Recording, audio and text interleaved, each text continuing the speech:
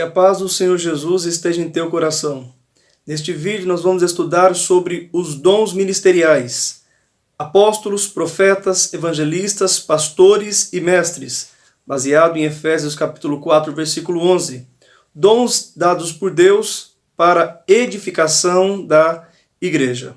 Não se esqueça de deixar o teu like. Se você ainda não é inscrito, se inscreva em nosso canal e ative o sininho de notificações. Amém? Vamos para o vídeo.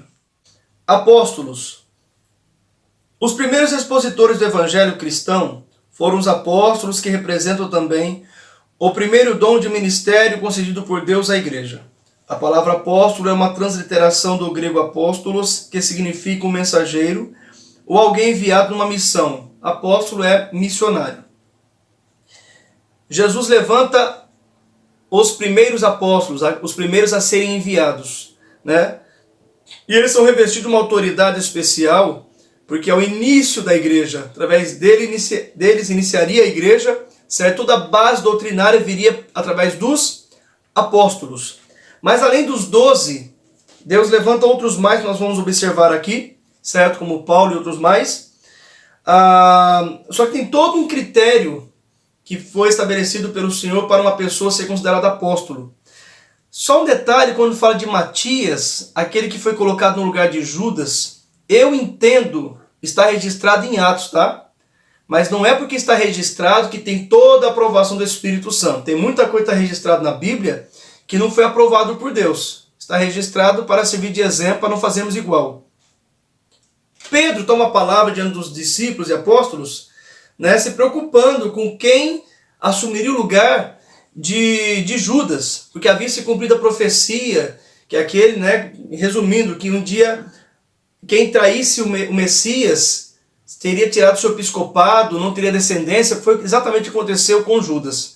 E ele se preocupa em colocar alguém no lugar de Judas. Só que tem um equívoco aí. Quem chamou cada um dos apóstolos foi Jesus. E por que agora Pedro, com os demais apóstolos, tem a iniciativa de colocar alguém no lugar de Judas, sendo que foi Jesus que chamou a cada um? Não seria o próprio Cristo que colocaria? Outra coisa, eles tomam essa atitude antes do dia de Pentecostes, antes do derramar do Espírito Santo sobre eles. Observa que eles não tinham a revelação ainda, não tinham os dons. Eles lançaram sorte, que era um costume naquela época, para escolher um apóstolo. Para mim tem um equívoco aí. Observa que depois que o Espírito Santo derramado sobre eles, nunca mais lançam sorte, porque tudo agora seria direcionado pelo Espírito Santo. Então eu não vejo a direção do Espírito na escolha de Matias. Por mais que eles oraram, pedindo a Deus quem ia substituir a Judas Iscariotes, né? E eles escolhem, entre dois, escolhe o Matias lá, segundo o caiu em sorte. Para mim, eu não tenho dúvida que no lugar de Judas, Jesus escolhe o apóstolo Paulo, certo? E não Matias. Observe que foi, eu entendo, com um equívoco. Todo o passo a passo do contexto nos leva a isto. Um apóstolo que não foi escolhido diretamente por Jesus, mas sim por outros apóstolos e por sorte ainda. E antes do derramar do Espírito sobre ele, está tudo equivocado aí, né? Agora, Jesus chama pessoalmente Paulo, como chamou a Pedro, como chamou os demais. Agora, de uma forma especial ainda, em glória, né, no caminho de Damasco.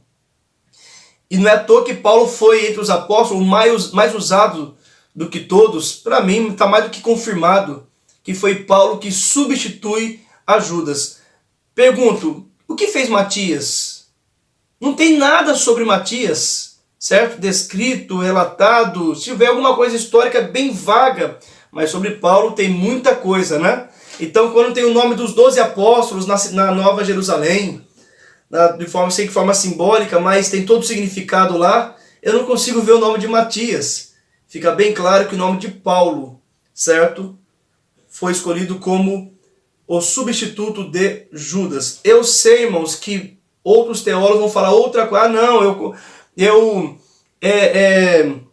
entendo que foi Matias. Sem problema, não vamos discutir por isso. Só estou citando aqui, né, algo que de muita importância com relação ao apostolado, né, que quem escolhe é Jesus. e não por votação, não por lançar sorte, não pelas próprias pessoas. Alguns requisitos para o apostolado aqui: ter estado com o Senhor, ter sido uma testemunha da ressurreição, ter visto o Senhor e ter operado sinais, prodígios e milagres. O próprio Paulo afirma que ele passou por todo este crivo aqui. Nós temos aqui, irmãos, outros nomes de pessoas que não andaram com Jesus, mas também foram chamados de apóstolos, assim como Paulo, Tiago, irmão de Jesus. Paulo fala assim: quando estava em Jerusalém, uma vez que ele passou lá, não via nenhum dos apóstolos, a não ser Tiago. Então ele coloca Tiago sendo um dos apóstolos. Barnabé, Atos 14:14. Então os apóstolos Barnabé e Paulo, tá? No plural, chamando Barnabé e Paulo de apóstolos. Parentes de Paulo que tinha uma proeminência, um destaque entre os apóstolos, possivelmente também fazia o trabalho apostólico. Agora a pergunta é: e nos dias de hoje tem apóstolo? Pode até ter, mas é assim, infelizmente tem muito escândalo. Tem muitos apóstolos que se autodenominaram e de apóstolo não tem nada. Para ser um apóstolo tem que ter todos esses sinais. Porém, o que é interessante, alguém falar, então apóstolo antigamente se ensinava só quem andou com Jesus, né? Ou uma exceção como Paulo, que foi chamado diretamente por Jesus. Mas e o Barnabé? Nada indica que ele andou com Jesus, certo? E não teve nenhuma aparição de Cristo para ele também. Aí que é a questão, né? O próprio Matias, que foi contado entre eles, foi considerado lá, né, como um dos apóstolos, ou parentes de Paulo, enfim. Apóstolo significa missionário ou enviado em missão. Então eu vejo, irmãos, que o trabalho apostólico hoje existe, não com autoridade como dos apóstolos doutrinários, aqueles que deram a base doutrinária para a igreja, como Paulo, como Pedro, como João, certo? E Tiago, mas como um trabalho de ser enviado e Deus usando para fundar igrejas, preparar obreiros, certo? E Deus operando sinais através deste homem e dessa mulher. Apóstolos, enviados em missão. Então esses missionários, por exemplo, tem dois tipos de missionários. Tem o missionário que eu vejo como apóstolo e tem o missionário que é evangelista. O missionário que eu vejo como apóstolo é aquele que é desbravador, vai além das fronteiras, funda a igreja, como Paulo fazia de cidade em cidade. Prepara obreiros e depois da expansão esse trabalho. E Deus usa ele com sinais, ok? E o missionário evangelista é aquele que auxilia o trabalho apostólico do missionário, que eu chamo de trabalho apostólico, né? Que ele vai ganhando almas para Cristo, para inserir naquela igreja que o apóstolo, o missionário apóstolo, fundou. Por isso tem trabalho apostólico de fundadores de ministérios, né, que expande pelo Brasil e pelo mundo. Tem um exemplo na década de 80, o pastor Paulo Leivas Macalão, fundador das Assembleias de Deus Ministério de Madureira. Houve uma polêmica na época dele, quando alguns, até depois da morte, consideraram ele como um apóstolo, né? Era um pastor, mas um trabalho apostólico. Por quê? Porque ele fundou várias igrejas no Brasil, da Assembleia de Deus, certo? E lá preparava obreiros e expandia várias igrejas, campos missionários, campos expandiram. Então ele realmente fez um trabalho apostólico, mas devido a não entenderem, ensinarem até naquela época que apóstolos é só o que está na Bíblia, e só os 12, aí eles não aceitavam que ninguém foi chamado de apóstolo. Por isso você vê séculos sem ter o título de apóstolo na igreja, até que se entendeu que existe duas classes de apóstolos. A que Cristo chamou pessoalmente, para trazer base doutrinária para a igreja, isso é exclusivo para os 12, incluindo aqui o apóstolo Paulo, certo? E os apóstolos como enviados em missão, como Barnabé e outros mais, que nós vemos na história, que por mais que não tiveram o título de apóstolo, fizeram um trabalho apostólico, né? Foram chamados diretamente pelo Senhor, Jesus os chama, Deus usa para fundar igrejas, ganhar almas para Cristo, fundar igrejas, preparar obreiros, e Deus usa com sinais e maravilhas. Esse é o trabalho apostólico. Por que não reconhecer que é um apóstolo? Então existe sim o trabalho apostólico na igreja nos dias atuais. Só que grande parte dos que se auto-intitulam apóstolo é só por vaidade. Porque você vê pelo testemunho, pelo fruto se conhece a árvore. Profetas. 2 tipos de profetas no Novo Testamento. No Antigo fica fácil, né? Começa em Samuel e termina em João Batista, no Antigo Testamento. Agora, e no Novo Testamento? Existe o profeta com dom ministerial de profeta. Dom ministerial, os dons ministeriais, né, são dons de liderança. O profeta no Novo Testamento é aquele que é a boca de Deus, como no Antigo Testamento, mas baseado já no que está escrito. E não como o profeta Isaías, que profetizava algo que aconteceria depois e que foi registrado como inspirado da Escritura. Todos que profetizam hoje, ou Deus usa hoje, é baseado no que já está escrito, certo? Então o profeta com dom ministerial é aquele que prega a palavra de Deus, que mantém a palavra de Deus viva na igreja, como se, por exemplo, ele fala sobre o profeta Isaías, é como se fosse o próprio profeta Isaías falando naquele momento. De tão grande autoridade que essa pessoa recebe através deste dom de profeta. É a boca de Deus, ele ministra a palavra do Senhor com vida. Deus o toma poderosamente para manter a palavra de Deus na igreja, pregando a verdade, pregando a maior profecia que há. Ok? E não é somente um pregador. É aquele, irmãos, que Deus usa para que a palavra de Deus seja inserida na igreja e impactada. Um exemplo, pastor David Wilkerson, pastor norte-americano, faleceu alguns anos atrás. Deus usou ele tremendamente. Aquele era considerado como profeta. Onde ele chegava para pregar, estremecia as pessoas. Eu vi relatos de pastores, presidentes de grandes campos, duvidarem se realmente eles eram crentes. Teve um pastor que falou que teve vontade de se colocar debaixo da cadeira, porque a pregação era tão viva, era tão poderosa a pregação, que não se achavam dignos de estar lá. Observa, irmãos, que Deus tomava o pastor David Wilkerson e impactava as pessoas, esmiuçava os corações, né? E por mais que a palavra fosse dura, né, mas ela vinha com uma palavra diretamente de Deus, com um efeito sobrenatural na vida das pessoas, né? E outros, mas aqui no Brasil temos vários. Às vezes eu até vejo assim na minha vida, a pessoa tem testificado pela misericórdia do Senhor, na igreja no pastoreio, além de ser pastor, né, mestre, Deus tem me usado como, pela misericórdia dele, um profeta, ao ministrar a palavra de Deus genuinamente aos corações. Que a palavra de Deus ela esteja ativa na vida das pessoas e na igreja inserida, a maior profecia. Então é isso que eu mais insisto, mais me dedico, né? Mas na escala nacional eu vejo, mesmo se as pessoas não gostem, que cada um tem o seu jeito de ser, ok? Pastor Silas Malafaia. Gostando ou não dele, ele é o maior representante dos pastores no Brasil. Uma voz que Deus levantou para impactar e para incomodar o reino das trevas. Ele tem seus exageros, suas falhas, que não é perfeito, o seu modo de ser, mas lutando para pregar a palavra genuína do Senhor. Então eu vejo no Brasil um exemplo, o pastor Silas Malafaia. Observa que, então, ser profeta é ser o instrumento do Senhor para transmitir a palavra de Deus, a vontade do Senhor para o povo de Deus, conforme o que já está escrito na Escritura. E o segundo exemplo de profeta do Novo Testamento é quem tem o dom de profecia. Deus usa em profecia para transmitir uma profecia para alguém em particular ou para a igreja.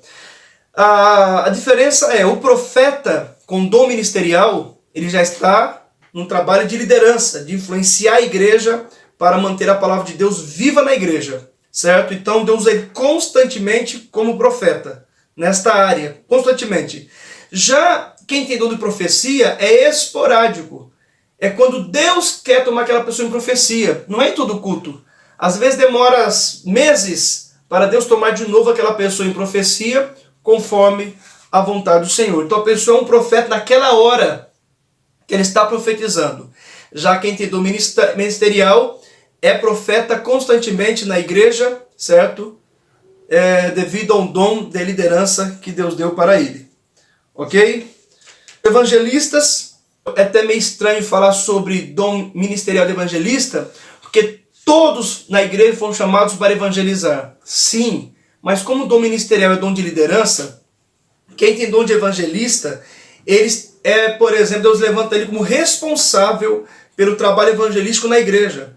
Todos podem e devem evangelizar, mas quem tem um dom de evangelista, ele lidera esse trabalho com cruzadas, trabalho evangelístico em vários locais. É um trabalho externo.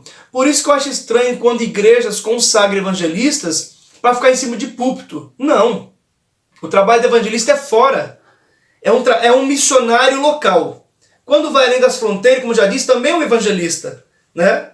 Mas aí eu uso a palavra missionário. E o evangelista é um missionário local, né, que está vinculado a uma igreja local e com trabalho de liderança nesta área. Agora, tem um equívoco quando se consagra de presbítero para evangelista. Eu fui consagrado assim antes de ser consagrado a pastor. Nunca me senti um evangelista, porque eu sou um pastor levantado por Deus, né? Então é assim, o cooperador, né, aprender, aí vem um diaconato, que já é uma ordenação, aí passou o tempo, foi aprovado, amadureceu, aí é presbítero. Aí vem um trabalho nos anos, vai auxiliar o pastor. Se ver nele uma chamada pastoral de presbítero, já consagra ele a pastor. Lembrando que a pessoa não deixará de ser presbítero. Por isso que Pedro fala assim, eu, presbítero convosco. Porque presbítero é uma pessoa amadurecida espiritualmente. E quando é consagrado ao pastorado, é que reconhece que esse presbítero tem uma chamada pastoral. Continua sendo presbítero, mas agora com uma chamada atuação em função pastoral. Agora, se observar que ele tem uma chamada de evangelista, trabalho externo, aí o consagra evangelista. E não que precise passar, irmão, por essa etapa. Para ser pastor, primeiro tem que ser evangelista. Não, tem que ser chamado para isso, porque é um dom à parte. Apóstolos, profetas, evangelistas, pastores e mestres são dons diferentes. Não que tem uma escalinha para chegar, né, até ser pastor, passar por evangelista. Então eu vejo que é um equívoco que tem igrejas que tem, né? E eu participava de uma igreja onde tinha essa forma de consagração. Não estou dizendo que é pecado de forma alguma. Estou dizendo que é um equívoco. Porque, como eu estou explicando, são dons separados. Todo evangelista não tem que ficar sentado em púlpito. Não tem que ficar pastoreando igreja. Evangelismo é um pastoreio. Evangelista faz o trabalho de evangelismo, de cruzadas, de trabalhos em casa de recuperação, orfanato. Ou seja, faz todo o trabalho evangelístico, mas como líder, impulsionando e influenciando toda a igreja para esse trabalho. Ganha almas para o Senhor, traz para a igreja, e o pastor, quem tem o dom pastoral, vai cuidar dessas ovelhas que o evangelista com a igreja ganhou para Cristo. Ok? Obviamente o pastor também ganha almas para Cristo. Vamos lá. Pastores. Jesus é o pastor da igreja, o pastor das ovelhas. Quando se fala de pastor e ovelhas, tem a ver o cuidado, né? O pastor dá vida pelas ovelhas. Jesus falou sobre isso. Você vê Davi arriscando a sua vida para salvar uma das ovelhas de seu pai, matando o urso, depois matando o leão. Então Jesus usa essa analogia, né? Essa forma simbólica aí, do pastor e as ovelhas, e ele e o seu rebanho. Mas Deus, Jesus, através de quem ele escolhe, pastoreia o rebanho. Observe que todo pastor, antes de ser pastor, é uma ovelha. E é uma ovelha líder. Deus o levanta em liderança para o seu rebanho. Como é através dele, do pastor, que Jesus pastoreia o rebanho, é-lhe dado o título pastoral para identificação. Lembrando que temos que ser presbíteros, lembra? Pessoa amadurecida espiritualmente. Na função pastoral. Guarde isto, o pastor é Jesus. Por isso todo pastor e pastora tem que tomar todo cuidado para fazer exatamente e ensinar exatamente aquilo que o pastor da igreja quer, que é Jesus. E em contrapartida, a igreja obedece os pastores que Jesus levantou. Está escrito em Hebreus capítulo 13, verso 7 e 17, né? Obedecei os vossos pastores, porque zelam pelas vossas almas. No verso 7 vai falar, imitai a fé deles, dos vossos pastores, né? Sua forma de viver. Ou seja, pastor cuida de ovelhas, leva águas tranquilas, a pastos verdejantes, ou seja, a palavra de Deus. o alimento da palavra do Senhor, a presença do Espírito Santo. Jesus é o pastor, mas como ele está de forma visível, ele levanta homens e mulheres, capacita-os, dá o dom ministerial de pastor, para através destes pastorear o seu rebanho. Mestres, professores. Na listagem dos dons está escrito assim, olha, Efésios capítulo 4, versículo 11. E o Senhor deu uns para apóstolos, outros para profetas, outros para evangelistas, outros para pastores e mestres. Observe que não fala outros para mestres. Aí que gera dúvida. Será que são 4 dons ou 5 dons ministeriais? Eu entendo que são 5. Até na questão gramatical, há esse costume que pode utilizar como resumindo já. Quando falou outro, outro, outro, já entendeu que é outro aqui também. Então fala e. Por exemplo, apóstolos, profetas, evangelistas, outros para pastores, poderia estar escrito outros para mestres. Não sabe que vai escrever outros? Então fala assim, apóstolos, profetas, evangelistas, outros para pastores e mestres. E também, ou seja, e também mestres. Fica claro que dom de mestre está a parte do dom ministerial de pastor, porque mestre é citado separadamente em outras passagens. Todo pastor tem que ser mestre, tem que ensinar a palavra de Deus. Agora, nem todo mestre é um pastor. Então, que se entende que o dom ministerial de mestre, que faz parte da dom de liderança, ele não necessariamente é o pastor da igreja, mas pode e deve auxiliar o pastor no ensinamento do rebanho. Observa que é bom que o pastor também seja mestre, deve ser, e Deus levanta outros mestres, que às vezes não são pastores diretamente, mas que ajudam os pastores no ensinamento do rebanho. Via de regra, irmãos, a gente vê que os mestres não são pastores auxiliares, né? Mas acaba tendo a função pastoral, porque ensinar o rebanho é uma função pastoral. Mas guarde isto. Os mestres são aqueles que resolvem as questões doutrinárias da igreja. E não necessariamente é o pastor principal de uma igreja. Ele pode auxiliar o pastor ou os pastores, né? Sendo um deles, ou também o próprio pastor ter o dom também de mestre. Como já expliquei, todo pastor tem que ensinar. Qual a diferença do profeta e do mestre? Porque os dois ministram a palavra. É que o profeta mantém a palavra de Deus viva constantemente na igreja. Os princípios do Senhor, o alerta para a santificação, viver o evangelho, né? Viver a sã doutrina da palavra de Deus. Já o mestre é aquele que traz os pormenores, esmiuça sobre aquilo que o profeta está pregando, né? Vem dar detalhe, vem se aprofundar mais no conhecimento da palavra do Senhor. Então, cada um tem o seu devido valor na obra de Deus.